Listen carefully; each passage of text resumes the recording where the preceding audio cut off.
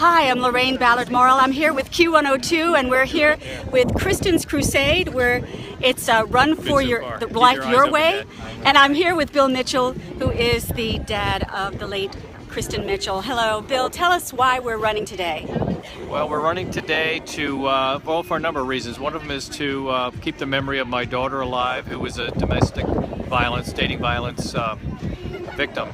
But so we're doing that. We're also doing it to gain greater awareness for everybody, really, about the whole dating violence issue. Bill, tell us, young women are a very vulnerable group. Tell us about the stats on that. Well, you hear all kinds of stats. You'll hear 1 in 4 young women between the ages of 16 and 34 wind up being in a violent relationship. I believe that to be true. I honestly think it's worse than that. I think it's more like 1 in 3. So, it's really terrifying. And I get out and speak a lot, and I have people come up to me after I finish a speech and kind of pour their hearts out about something that happened to them or something maybe they're in right at that time. But I feel like we're doing a lot to reach people and to turn the lights on about this issue, because it's really real. And parents worry so much about their kids being in a car wreck or something like that. I know it was like that for my daughter and my son. But honestly, I hate to say it, there's a better chance of being in a bad relationship than there is of having that happen. I'm Kristen Lane. I went to St. Joe's University, graduated with Kristen Mitchell. I was in Alpha Phi with Kristen Mitchell as well. This is my second year running, aside from the first year that they ran the event. Kristen, she just was such a sweetheart. She was one of the kindest people. I can even remember sitting in her room over on campus and hanging out one day, and just only wonderful things do I ever remember about her. I hope that in the end, girls just know more of their self-worth, that no one should be subject to that ever, and you should always feel like you're in a safe place. So what do guardians do? They keep their eyes and ears open to identify signs of potential danger. If they see and hear those signs, they act. You need to be a guardian for yourself and for other people. Those signs are very well established for dating violence. I've limited time here, so I'll just note that controlling behavior in a relationship is a huge one. When it comes to taking action, I'll simply say, do it. Acting can be hard for many reasons. Maybe you're close friends or with both people in a relationship where you think that there's some kind of danger for violence. Maybe you don't know the potential victim well enough to talk to her or to him, but find a way.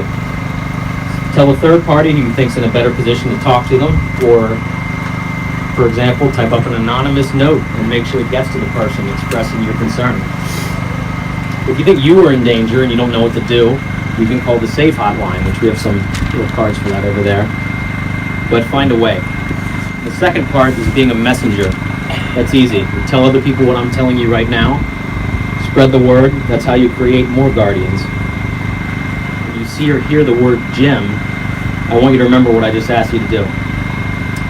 Gym, G-Y-M, G, guardian, M on the other hand, your messenger, and the Y is right in the center of the word, because the Y is for you, and like I said, you are central to making this happen, all of you. My sister Kristen was really a wonderful person, and a colorful person who made the world a warmer and a more interesting place to live. She was human. She had selfish moments. She had times where she had a short temper. There's things she was self-conscious about. I'm sure that doesn't apply to any of you. She also exemplified the best parts of many of us. She was a loving, engaging, loyal, funny, and fun person. I'm sure people would say similar things about each of you. So my point is that Kristen was, in fact, much like each and every one of us. That's how I know that if this happened to her, it can happen to any of us.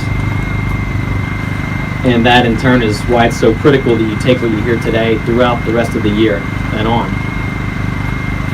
Kristen genuinely wanted to help other people, and this being the 10th anniversary of the Walk Run, this makes 10 years that she has been helping people by saving lives, by getting this message out. My dad can tell you stories of lives saved, and I believe Kristen will continue to save lives for years to come, but she can only do it through you. So I gave you the GYM acronym in the hopes that when you encounter that word, you'll remember what I'm asking you to do and what Kristen is asking you to do. Be a guardian, be a messenger.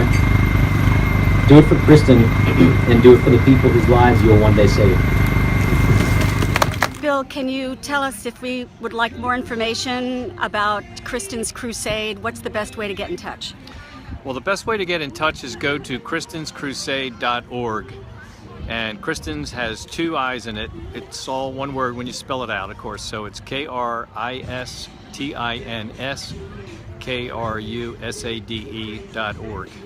And you can also, if you want, just Google the Kristen Mitchell Foundation or Kristins Crusade and you'll go right to us. Thank you so much. Bill Mitchell, who is the co-founder of Kristins Crusade, working to raise awareness about dating violence. Q102, we're here live. I'm Lorraine Ballard-Morrill. We're here for the Run Life Your Way 5K.